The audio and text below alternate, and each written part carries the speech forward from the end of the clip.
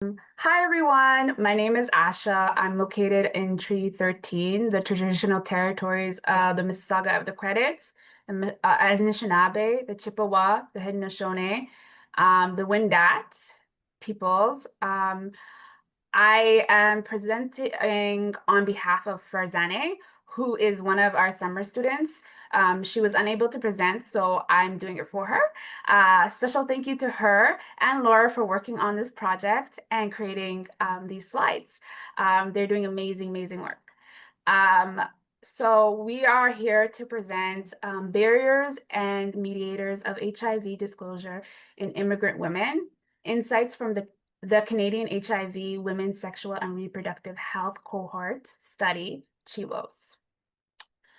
This presentation is about how immigrant women living with HIV must constantly weigh the risks of disclosure in systems that were never designed for them. I did want to let Laura quickly introduce herself. I know that we did bios, but if she wants to. Okay, thanks, Asha. Hi, everyone. So my name is Laura Warren, and I'm an epidemiologist working at Women's College Hospital. And as Asha mentioned, this is a project really being driven by Farzaneh, and we're honored to be a part of this work. And it's been nice to get to know Asha a bit better through this. And I'm coming to you from Corbeil, Ontario, which is a little bit out of just outside of North Bay, Ontario, which is the territory of the Anishinaabe people. So thanks so much for giving me the opportunity to introduce myself, and we're happy to share this work with you today. Next slide. Oh my gosh, now I am technologically challenged. So I mean, I can. here we go. Did that work? Okay, great. Did that work? Yeah. Yes, it worked. It Okay. worked. Okay. So I'll give you guys a little bit of a background. So in 2022, there were 6,544 women living with HIV in Canada. That represents more than a quarter. That's like 25.3% of all people living with HIV. This number has grown significantly in just 2 years. In 2020, there was 15,470 women living with HIV. This is an increase of almost 6.9% in such a short span. What this tells us is that women's HIV experiences remain urgent, under-researched, and underserved. And when we talk about women, we must talk about immigrant women because the intersections of immigration and HIV disclosure adds layers of risk, fear, and complexity. So next slide. Sorry, there's an issue with my laptop. So I'm going to have different, because I can't see anymore. Okay, great. So the next thing is, let's begin with stigma. So disclosure is not simply a medical or individual decision. It's deeply social, it's deeply political. For women, especially immigrant women, disclosure collides with intersecting stigma. Stigma that could be tied to gender, race, culture, immigration status, class, and sexuality. Risks of intimate partner violence. So research shows that some women experience verbal abuse, physical violence, and abandonment after disclosing their HIV status. This is especially prevalent when there's a power imbalance. So next slide. So for many women, financial dependency makes disclosure feel impossible. If a partner or family member controls your housing, your immigration status, or your income, disclosure could mean losing everything. So disclosure is also intertwined in healthcare. So this like a fear of vulnerability, the fear of involuntary disclosure through careless staff or through breaches of confidentiality through community gossip, prevents women from seeking care, and without safe care, viral suppression is like not possible or threatened. Next slide. So the psychological costs are heavy. When women who remain silent to protect themselves often carry like heightened anxiety, depression, and social withdrawal. These burdens erode quality of life and undermine health outcomes. So next slide. So if you can see there,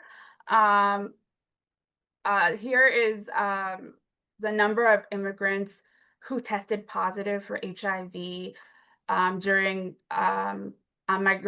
immigration medical exam that was conducted in Canada from 2013 to 2022. So next slide.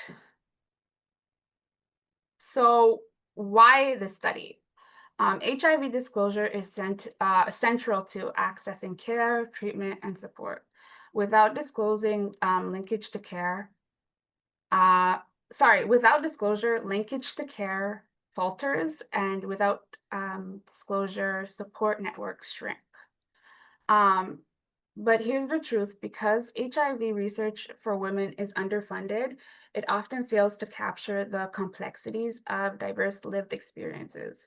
Immigrant women's realities, in particular, are routinely collapsed into the generic categories of women's HIV research, which erases crucial differences and sustains knowledge gaps that directly affect care, policy, and advocacy. So our study aims to address this gap by examining disclosure through the lens of immigration and social factors. Sorry. Okay, next slide. Okay, so let us ground this in the Canadian immigration landscape. So in 2018, Canada welcomed 321,055 new immigrants. But in 2024, the number climbed to 451,000. Women accounted for more than half of this population. And when we examined HIV diagnoses, the patterns are undeniable. So in Ontario, more than half of the new HIV diagnoses were among immigrants. And then in the prairie provinces like Alberta, Saskatchewan, and Manitoba, sharp increases have been reported. So this highlights the disproportionate impact of HIV on immigrant women. Okay, so next slide. So the barriers immigrant women face are layered and persistent. Cultural perceptions of HIV carried from for countries of origin influence how women understand disclosure. For some, HIV is seen only as like shame or punishment, making silence the safer choice. Many immigrant women many immigrant women enter care late, often with advanced HIV, which makes disclosure and treatment more urgent, but also more difficult. Other factors are limited healthcare access, like, for example, healthcare navigation itself is a barrier. Also, there's things like language differences, system complexities, and the lack of cultural competent care create constant like risk of miscommunication and forced disclosure. Psychological challenges like internalized stigma, settlement stress, racial discrimination, even fear of deportation could weigh heavily. So these barriers fracture women's trust in the healthcare, in relationships, and in institutions. So next slide. Okay, despite all of this, our knowledge remains incomplete. Most existing studies are cross-sectional, like a single snapshot in time. They do not show us like how disclosure worries evolve as women settle, raise children, navigate relationships, or build their lives in Canada. We still lack longitudinal systematic examinations of immigrant women's disclosure experiences. We still lack clarity in how mediating factors from childcare to racism to social support shape these decisions. So this gap means that policies and programs are designed without fully understanding the realities of immigrant women. Okay, next slide. I'm going to also pass this over to Laura. Thanks, Asha. That was a great background to the topic. You mentioned some areas that need to be addressed, and CHIWOS is coming to the rescue to address some of those gaps. So for those of you who don't know, CHIWOS stands for the Canadian HIV Women's Sexual and Reproductive Health Cohort Study. And this is an excerpt from the cohort profile, which kind of outlines the background of how CHIWOS was created. And I'll just give you a very brief overview. So the study began collecting data in 2013. And data was collected from women living with HIV in Ontario, Quebec, and British Columbia. Approximately 700 women in Ontario, and then 350 in each of British Columbia and Quebec. CHIWOS is longitudinal in nature, which means Asha mentioned that cross-sectional studies have only one time point. Longitudinal studies have at least 2 time points. In this case, CHIWOS, we have 3 time points, which are referred to as waves.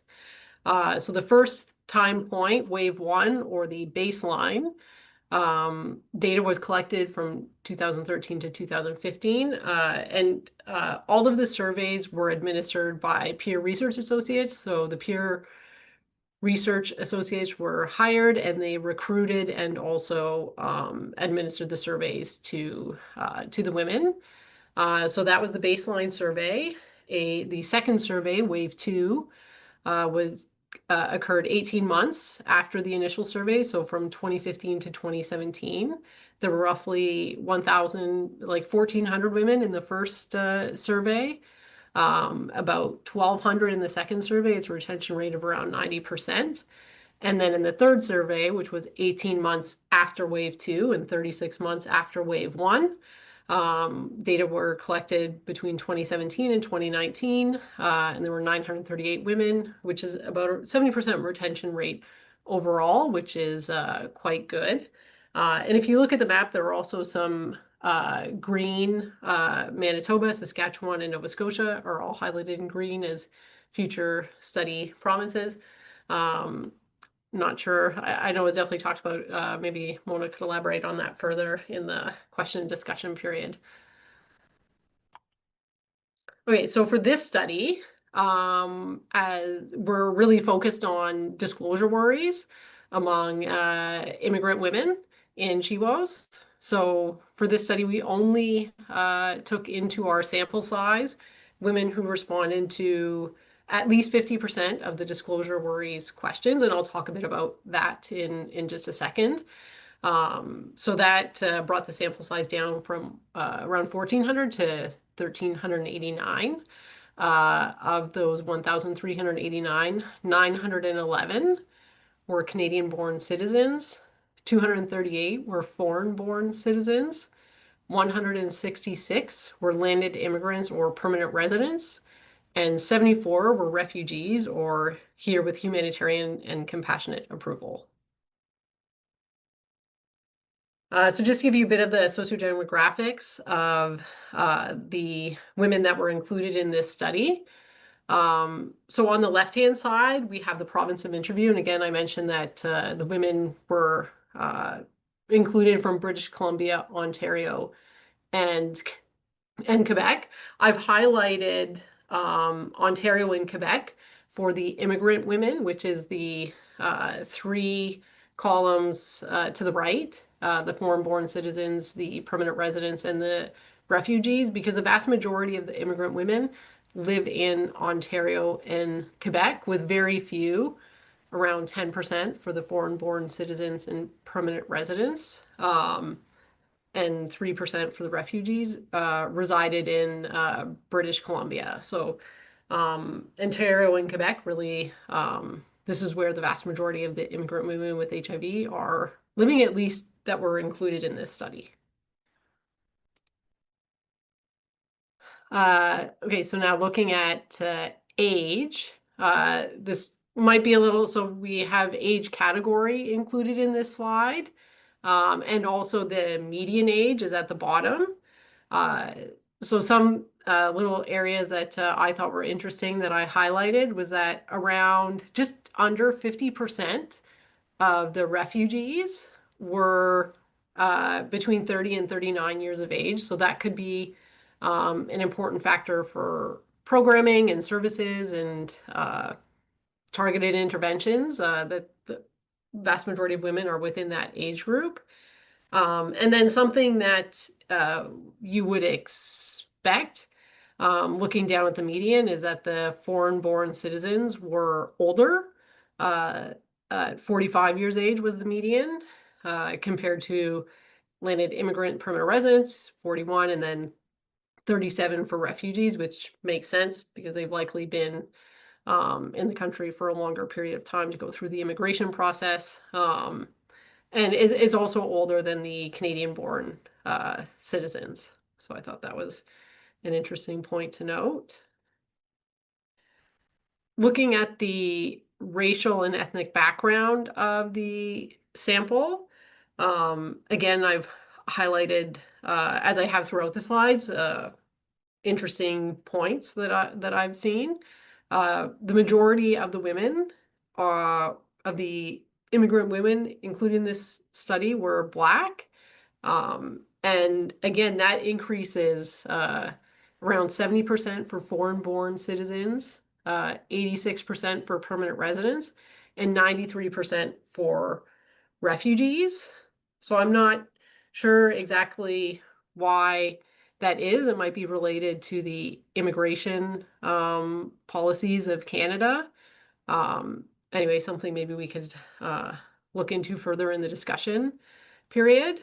One other thing that I found that was interesting is that the women who had other ethnicities was around 20% for the foreign-born citizens, which is quite a bit higher than it was for the permanent residents or the refugees. Again, maybe related to the immigration policies of Canada accepting people, women from different countries. These are just guesses for me, not based on any scientific evidence. Looking at sexual orientation, I failed to mention that the women included in CHIWOS also includes trans women. So that's the bottom category here, the 2S LGBTQ, and then the heterosexual women. Interesting to note that the majority of immigrant women included in this survey were heterosexual. Roughly 20% of Canadian-born citizens were 2S LGBTQ+, and it's around 5% or lower for the immigrant women. So that's, again, something interesting and to keep note of when considering programming and interventions. Looking at relationship status, I know that Asha spoke about intimate partner violence as being a key concern for some immigrant women. And I've highlighted two columns here looking at the foreign-born citizens and the permanent residents, that the proportion of women who were separated, divorced, or widowed was higher in these two categories. Again, that could be related to the intimate partner violence that Asha spoke about, and I welcome your thoughts about that in the Q&A session. Now, looking into education and income, immigrant women had higher levels of high school completion compared to Canadian-born citizens. 92% of foreign-born citizens had completed high school compared to 81% of Canadian-born citizens. And along with that, immigrant women also had a higher percentage of women with a household gross yearly income of greater than or equal to 20,000, which very low. So that anyway, that's a topic of discussion for another venue probably. Compared to Canadian-born citizens. So approximately half of foreign-born citizens had an annual income of greater than or equal to 20,000, while only 25% of refugees or women in Canada with humanitarian and compassionate approval did.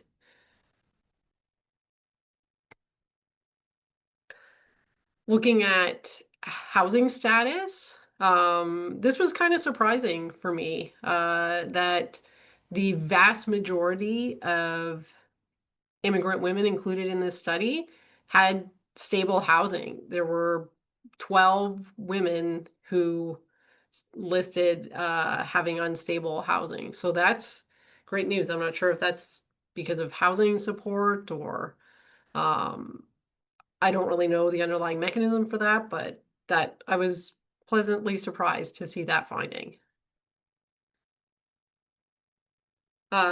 Not so pleasant was food security, that the prevalence of food security was quite a bit higher for immigrant women than it was for Canadian-born citizens, for the landed immigrants or permanent residents and refugees in particular. The foreign-born citizens were actually pretty much in line with the Canadian-born citizens, but upwards of 80% for refugees. So that's pretty alarming, and I think certainly an area to focus on. Okay, so those were the sociodemographics. Now we'll talk a bit about some of the clinical variables for this population. So looking at HIV transmission, and again, this intimate partner violence comes up, that permanent residents and refugees had a much higher proportion of women who they're likely were getting HIV through non-consensual sex.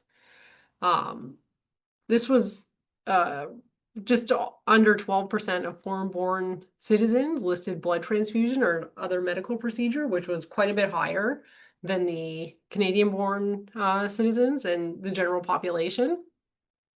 So that was something interesting and different. And the bottom row, looking at don't know, prefer not to answer, I think that this really ties in very well with the disclosure worry, which is the focus of this study, that almost 15 to 20% of the immigrant women said don't know or prefer not to answer to this question, whereas only 3.5% of Canadian-born citizens did. I think this really just highlights the issues around disclosure worries that we're going to be talking about. I know Asha also mentioned some issues with accessing medical care for immigrant women, and I'm sure that definitely is an issue. But for ARV use, it seems like most immigrant women, upwards of 90%, are currently on ARVs, which is quite a bit higher, which is around 78% for the Canadian-born citizens. So that's a good news story, that the majority of the immigrant women included in our sample were on antiretroviral treatment. Now we'll look a little bit at the potential mediating factors for the relationship between immigration status and disclosure worries. Racism, sexism, social support, and post-traumatic stress disorder. So the racism levels which is the top row, were quite a bit higher for the immigrant women than they were for Canadian-born citizens. These are medians and interquartile ranges that are reported in this table.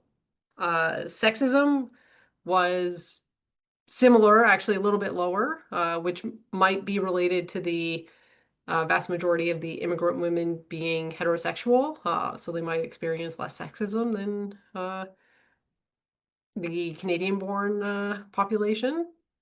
Social support, understandably, was lower for immigrant women compared to Canadian-born citizens and was lowest for refugees, and then in the middle for permanent residents and a little bit higher for foreign-born citizens. And that might be a function of the length of time that these women have been in Canada. Obviously, the longer you've been in Canada, you get to develop communities and friends and family. And so that might be why those numbers are showing the trend that they are. Something again that was, I guess, not unexpected, but still a little bit jarring were the high levels of PTSD. And again, these levels were highest for refugees, and then slightly lower for permanent residents, and then slightly lower for foreign-born citizens, but all still quite a bit higher than it was for Canadian-born citizens. And Asha, if you could speak a little bit about the background of why that might be, and like what different like interventions or programs might be available for these women. Okay. So I'm just talking from my own experience of working frontline. So don't take everything I say as law.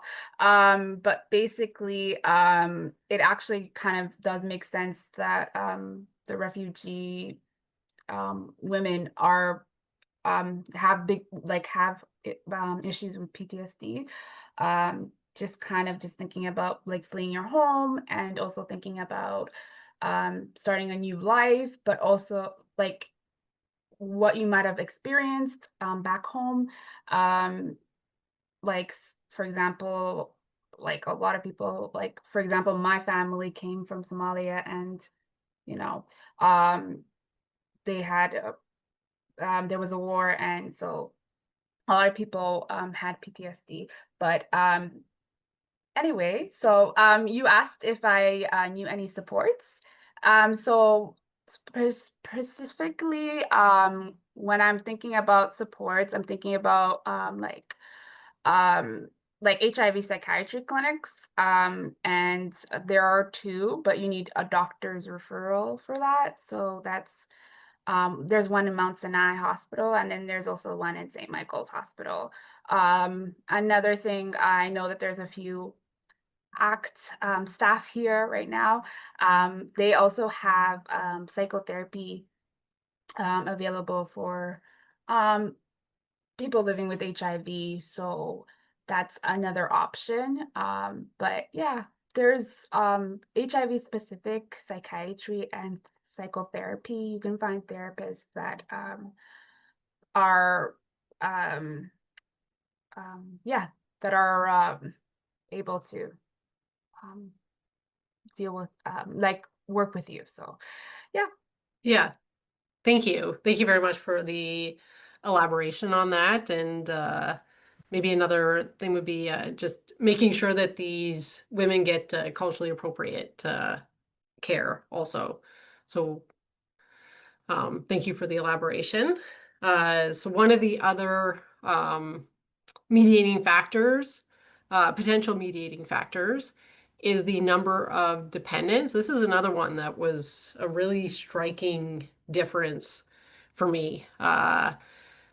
The number of dependents is almost reversed for Canadian-born citizens, where just over 70% of Canadian-born citizens in this cohort did not have any children.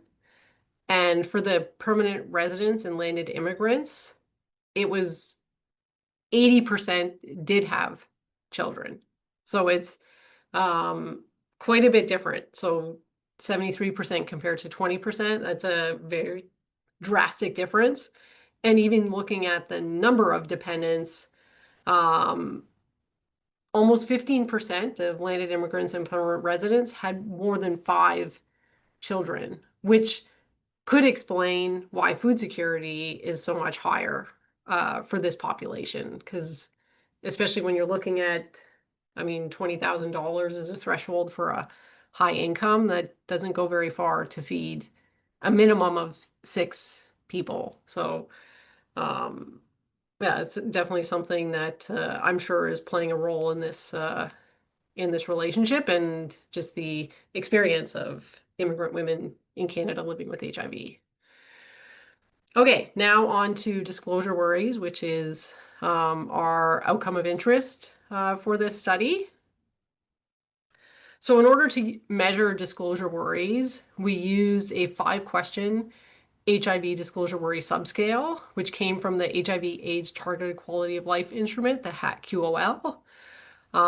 These questions were measured using a 5-point Likert scale with responses ranging from strongly disagree, disagree, neutral, agree to strongly agree. So the range in the scores was from 0 to 4. We converted those scores to scores from 0 to 100, with higher scores representing higher disclosure worries. We also dichotomized the scores, which just means breaking it up into 2 different categories. So high disclosure worries and low disclosure worries. And we used a median split to do that, and the median in this sample was 60. So women with a disclosure worry score of 60 or higher were considered to have high disclosure worries.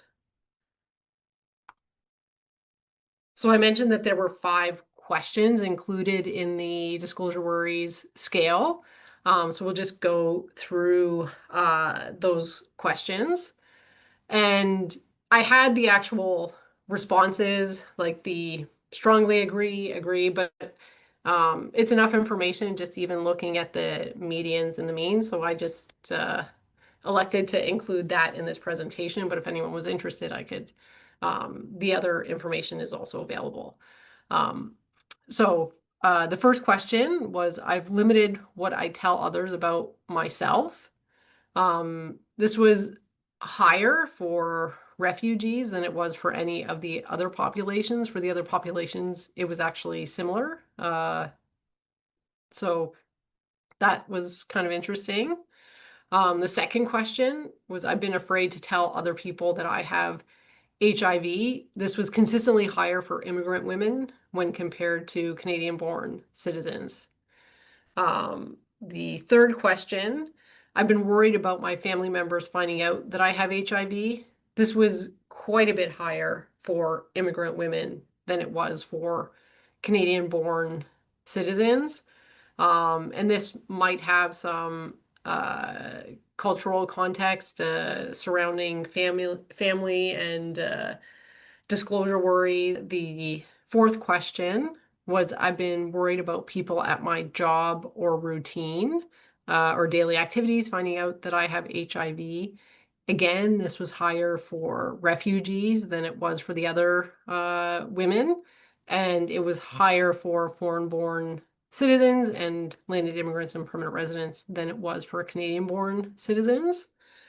And then the final question was, I've been worried that I'll lose my source of income if other people find out that I have HIV. Again, this might be, Asha mentioned that financial dependence on somebody else could be affecting this relationship. And so this question would kind of speak to that. And that was a particular concern for landed immigrants and permanent residents and refugees. Relatively low, but still higher than it was for foreign-born citizens and Canadian-born citizens. Okay, so those are all of the disclosure worries questions. We also did include, we added a 6th question, but it didn't really capture disclosure worries, excuse me, very well. So it's not included in this analysis and not included in the study, but I figured I would mention it. Okay, so here is a diagram looking at disclosure worries by immigration status. So we have the disclosure worry score on the left-hand side, the y-axis, which goes from 0 to 100. And then on the bottom, we have Canadian-born citizens on the far left, foreign-born citizens, permanent residents, and refugees. And you can see in this diagram that the disclosure worries was highest for refugees, because that bar is the highest up, and the line in the middle is median, the median scores, and the two, like the little box is the interquartile range of the median. Anyway, it's highest for refugees, followed by permanent residents, foreign-born citizens, and quite a bit lower for Canadian-born citizens. So that's the total score for all the responses to all 5 of those questions combined.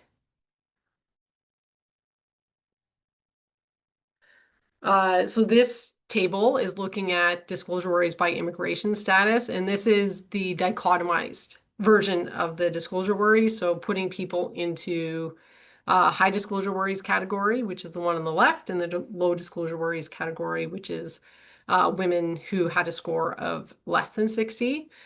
And again, this tells a similar story to what we saw in the box plot that we just looked at, that refugees and women here with humanitarian compassionate approval have the highest proportion of women with high disclosure worries, followed by landed immigrants and permanent residents. Foreign-born citizens and Canadian-born citizens was quite a bit lower. So I think this really highlights the fact that disclosure worries is a significant concern for immigrant women, in particular in CHIWOS. So some of the CHIWOS findings: the Canadian HIV Women's Sexual and Reproductive Health Cohort Study, CHIWOS, followed women living with HIV across Canada, really across Ontario, Quebec, and British Columbia. Immigrant women living with HIV have a different sociodemographic profile than Canadian-born women living with HIV. Data from CHIWOS indicated that immigrant women reported significantly higher disclosure-related concerns compared to non-immigrant women. The next steps, this is just at the beginning of this study, so those were preliminary analyses. So our next steps are to investigate knowledge gaps regarding the specific disclosure challenges faced by immigrant women in the Canadian context. We'll do that through a multivariable logistic regression models to better understand the factors affecting the relationship between immigration status and disclosure worries. Also going to look at mediation analysis to describe direct and indirect effects of potential mediators, like racism and number of dependent children, on the relationship between immigration status and disclosure worries. And finally, doing longitudinal data analysis to assess changes in disclosure worries over time, which is one of the gaps that Asha highlighted at the beginning, that the majority of studies to date have been cross-sectional in nature, which means just that one snapshot instead of having the 3 time points that we have in CHIWOS. These are the references for the talk, and we're happy to hear any questions that you may have.